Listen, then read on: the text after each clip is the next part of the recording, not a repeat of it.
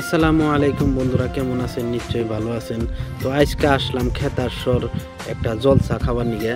জলসাতে আসার পরে জলসাতে যাওয়ার আগেই দোকান পোহর বাজে, তো ভাবলাম যে দোকান পোহর কোন জায়গায় হয়েছে ওই জায়গাটা অল্প দেখাই আপনি করে। তো আমিও দেখে যাই কি কি দোকান আসলো।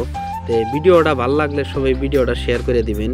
তার সাথে সাথে আমার সাথে সাথে ভিডিওটা ফুল দেখবেন বলে আশা করি। এই যে খেতারসর আজকে একটা জলসা প্রত্যেক বছরই হয়, আজকে 4 বছর ধরে রেগুলার এটা বার্ষিকী একটা জলসা হিসেবে উপনীত হয়েছে। খেতারসরে এইটা বছরে একটা বার জলসা পালন করে। তো খেতারসরের মানুষের জন্য আজকে একটা দিন ঈদের দিনের মতো। তো ইনশাআল্লাহ দোকান পোহর প্রচুর পরিমাণে আসছে। দোকান পোহরে মানুষ প্রচুর পরিমাণে, এর আগে আরও আসছিল মানুষ। তো আজকে অল্প মানুষ, আমি অল্প দেরি করে হালাইছি, তার জন্য অল্প মানুষ কম। কিন্তু 1 ঘন্টা আগে আসছিলাম, তখনকার ভিডিও করতে পারি নাই, তখনকার প্রচুর পরিমাণে মানুষ আইছিল।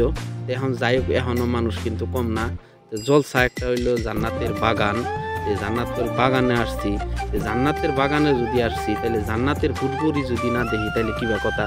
এই যে জান্নাতের হুরপুরিরে আপনারা বাজার করতে আসে, তে আপনারা নিশ্চয়ই দেখেন। আর আমার ভিডিওটা কেউ কাটবেন না, ভিডিওটা ফুল দেখবেন বলে আশা করি।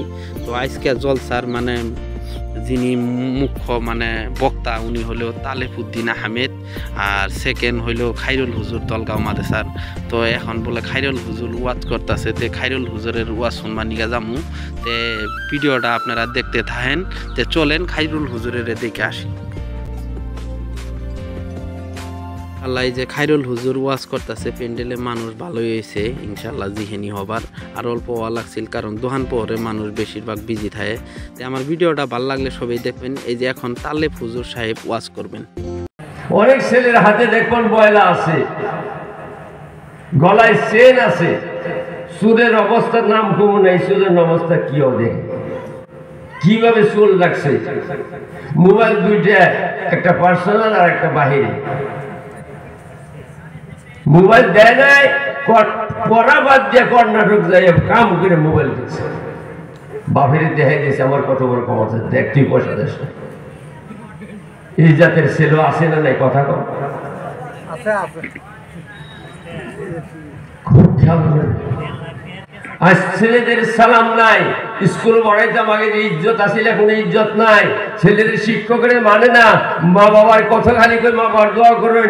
মেয়েরা স্বামী মানে না, মেয়েরা মুরব্বী শ্বশুর শাশুড়ি মানে না। বন্ধ সত্য কত চালা গেছে। আগের যুগের ঈদের বাজার করছে পুরুষেরা, করছে না মেয়েরা করছে? আগের যুগে ব্লাউজ আসছিল কোন পর্যন্ত, গলা পর্যন্ত।